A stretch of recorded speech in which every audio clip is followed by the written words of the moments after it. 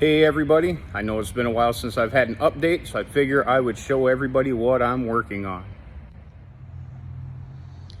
You'll recognize this beast as the Daughter 66 Impala. I've got a couple videos in process with what we're doing to this. I do have the top end almost finished. And then my goal for today is to get the dual exhaust on. This is from the other car. I've got one day left to do this because tomorrow we do have one of the final cruise-ins of the season. So I need to get this done. And tomorrow we are going to Hot Rod Drag Week just outside Rockford, Illinois. So I'll be gone for the day. So I can get this guy wrapped up tonight. This here is one of my newer projects. 07 Ford Sport Trek. This one does have the 4.6 V8, which I'm excited about. Body's not awesome, but it's serviceable, runs all right. Does have a manifold leak on the driver's side, so I do have a new manifold. I also have ordered a 4-wheel brake upgrade kit, and I do have a MagnaFlow catback kit coming. So that will be featured in some videos when I start posting them. Coming over here, I still have the 351 that I've been working on for the wagon. One of the issues I've been having at the moment is with the fuel pump eccentric. I did go to a double roller timing and they wanted a one-piece fuel pump eccentric. Let me get this thing pulled off here. So unlike the Chevy engines have a push rod that comes down to activate the fuel pump.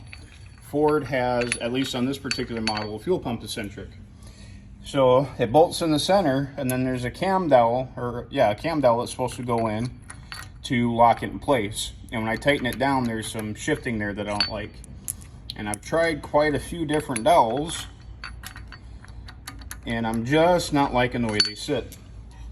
The timing cover comes across the front, and you can see where the fuel pump goes. So one recommendation I've been told is to take a mic, measure it all out, and have one custom made. And I'm taking a look at it, and I think my solution is going to be an inline fuel pump. Just kind of get rid of that, put the plate on to be able to hold the camshaft in, not have any, play back and forth, keep the timing gear where it needs to be, and then I'll just plug up that hole and run an electric fuel pump. Pros and cons, but that's kind of what I'm dealing with right now. I did set up the oil pan with the front sump for my wagon. I might decide to hold off and just put this one in the Fairlane. I'd have to switch the oil pan layout again. But that Fairlane needs a little bit more punch, and that'd be a good way to do it. Speaking of the Fairlane, I did find this guy. Has a 3-speed manual transmission like I have now, but mine is a 3 on the tree. This one did come with the floor shifter on it. And those things are getting really super hard to find.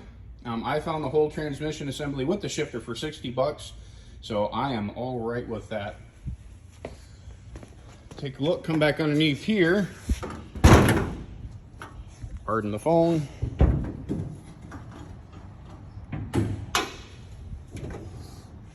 So I've got some videos chronicling what I've been doing here. Not quite done yet, but I did replace it with a 4-barrel intake and carburetor. I did get the HEI swap, some custom wires in. I did have to do a custom TV cable, still working on adjusting that. I'm going to put a custom aftermarket throttle cable in here, but I'm not quite able to make it work. So right now I do just have the factory on there. Did take it around, runs and drives all right. I want to get a little better sound to it. I did have an issue with the valve covers. Take a look at an upcoming episode, and I will talk to you about that. But that's what I'm working on at the moment. I did acquire one more project vehicle. So hopefully I'll remember my 1955 Ford station wagon.